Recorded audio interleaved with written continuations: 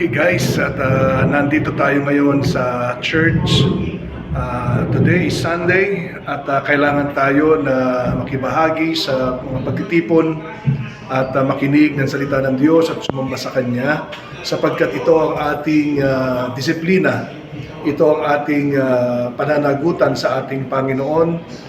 Sa isang araw tayo ay darako sa kanyang templo, makibahagi sa ating mga kapwa mananampalataya upang siya ay sambahin. At sana sa lahat ng ating mga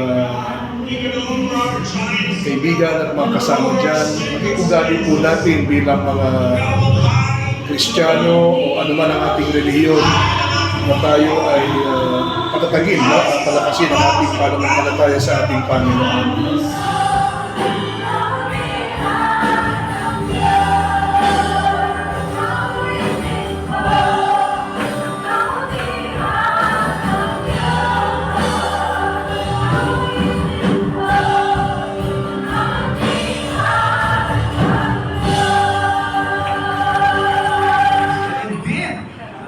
Sa biyaya ng Diyos. Amen?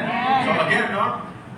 Yung word the greater, talagang hindi ko makalimutan itong kay Bishop, no? Yung word the greater, ibig sabihin ko, it's a comparative word. Meron tayong pinagkukumpara. Dalawang bagay, malamang.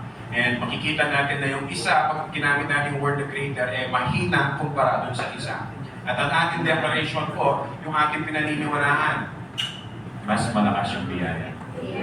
Pananang mas pa sa biyaya ng Diyos. And grace, greater grace. Ang ibig sabihin po ng grace, ano bang ibig sabihin ng grace? Ha? In Spanish nyo lang po yung gracia. It's not a question. Wala pong question mark dyan. That's a statement. That's a statement. That's a truth na binibigkas natin. Let me say that again. God's grace is always going to be greater than all your giants. Kaya natapos na po yung fellowship dito sa ating church. Tumutugtog ay mga anak ko. So, magkaya. Ito si Pastor Paul. Ito yung ating mga music team dito sa church. Dalawa dito mga anak ko. Ayan sila, oh. Ayan sila. Ito yung ating music team sa Grace and Love. Yeah, welcome to God's Love and Grace Church. Sana kayong mga nandyan, habang kayo ay may mga talents tayo, ibigay natin yan sa Panginoon. Siya ang nagbigay sa atin ng mga talento, kaya ibalik natin sa Kanya at maparangalan ang Kanyang pangalan. Maraming salamat, hanggang sa muli.